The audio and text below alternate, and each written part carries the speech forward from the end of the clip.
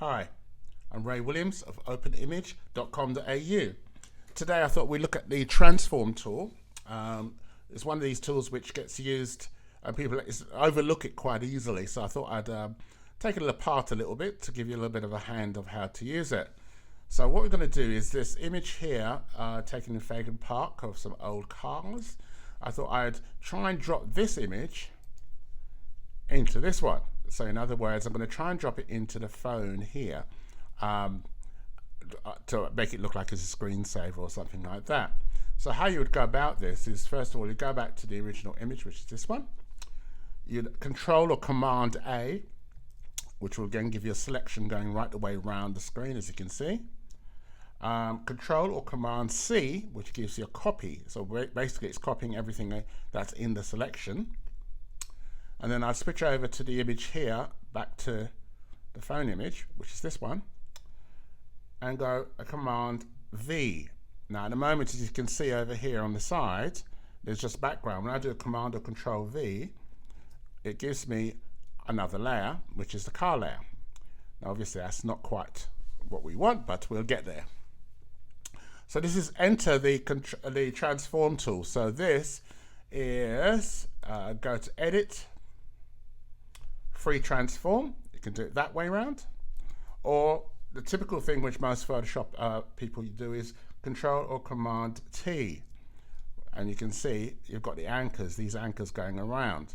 Now there's a couple of things you've got to keep in mind depending on what you're trying to do with yours. If you're trying to keep the perspective correct, what you need to do is hold down Shift and go to the corners, and that will keep perspective beautifully for you.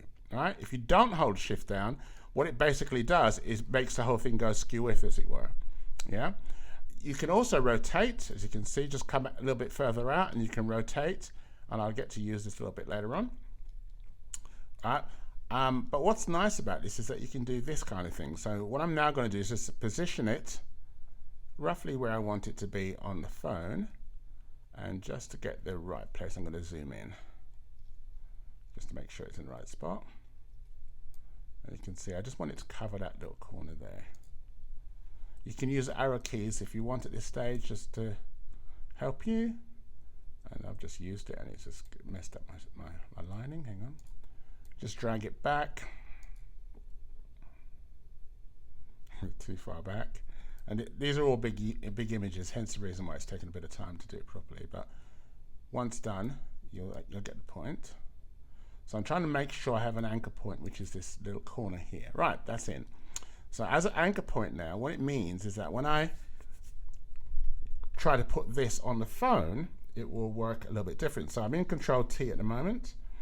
I'm going to hold Shift down. I'm going to drag up because I need the picture to be smaller, obviously. So I'm dragging up to about there. And I probably still need to do some adjustments on it a bit later on. So let's have a look at the whole screen. Okay. So the next part is up here on the top line. Because we're in the transform tool, it gives you all the coordinates of what's going on here. But the bit that really interests me is this bit here. So at the moment, there's a spot or a dot in the middle, which is saying that it's centered in the middle. If I want to anchor the center on the top left-hand corner, which is what I'm doing here, so I've told it to go to the top left-hand corner. When I come to rotate this now, it will anchor like that. So I'm rotating into place.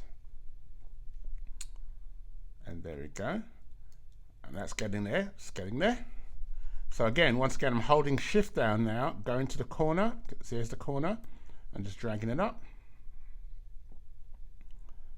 And you can see it's probably a little bit out of proportion, but it doesn't matter so much. Now I'm going to take the Shift off because I'm not worried about it being a little bit out of proportion in this particular image, but you may be, depending on what you're doing, of course. And if I'm happy with that, which I am, so that's sitting right in place, I'll then go up here and approve the actual action. And there we go. That's sitting nicely. Quite happy with that.